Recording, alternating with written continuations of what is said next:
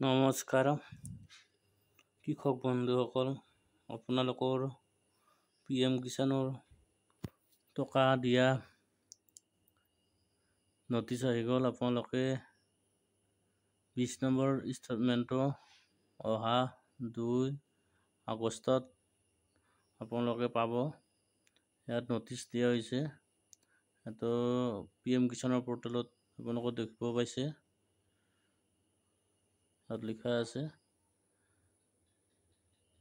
আৰু মেইন যিটো ইয়াতে লিখা আছে যিটো PM কিষাণৰ পৰ্টেল হয়, ইয়াতে 2 আগষ্ট 2025 আহি গ'ল।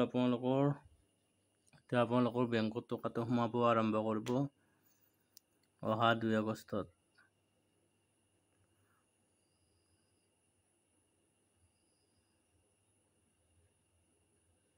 আৰু আপোনালোকে ইয়াত ষ্টেটাছটো চেক কৰিব পাৰিব।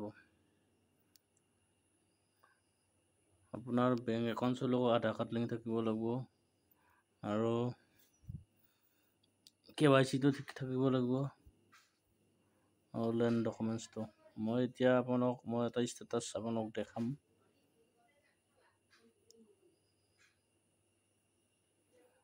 আপোনালোকৰ ৰেজিষ্ট্ৰেশ্যন নম্বৰটো যদি ওলাব বিচাৰে, আগৰ যিটো ক্লিক দি আছে তাত আপোনালোকে ক্লিক কৰি পেলাই আধাৰ আৰু মোবাইল নম্বৰৰ পৰা আপোনালোকে ৰেজিষ্ট্ৰেশ্যন নম্বৰটো ওলাব পাৰিব। নহ'লে ৰেজিষ্ট্ৰেশ্যন নম্বৰটো য'তে আছে PM কিষাণৰ ইয়াত ক্লিক কৰি দিলে হ'ল।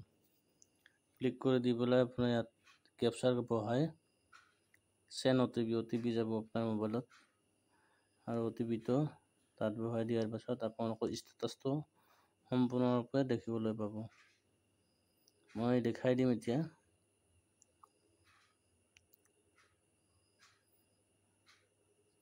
এইটো মই ক্লিক কৰি মই এটা দেখাই দিলে। এইটো প্ৰথমতে আপোনালোকৰ বেনিফিচিয়াৰীজনৰ নাম আহিব,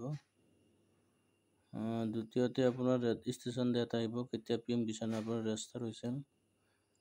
তাৰপিছত আপোনাৰ মোবাইল নম্বৰ আহিব, আপোনাৰ ৰিলেটিভৰ নাম, এড্ৰেছ। ইয়াতে আপুনি লিখিব পাইছে লেণ্ড ষ্টেডিং, এইটো অ'কে আছে, ৰাইট চিন দিব আছে। আপোনাৰ গ্ৰীণ চিনটো দেখিবলৈ পাইছে না আপুনি?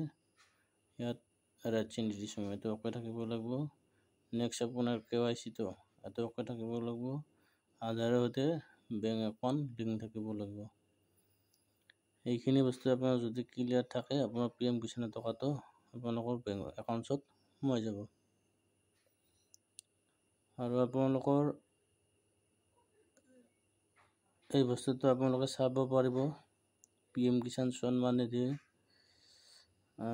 এডিঅ'ৰ সৈতেও যোগাযোগ কৰিব পাৰে, নহ'লে CSC চেণ্টাৰত যোগাযোগ কৰি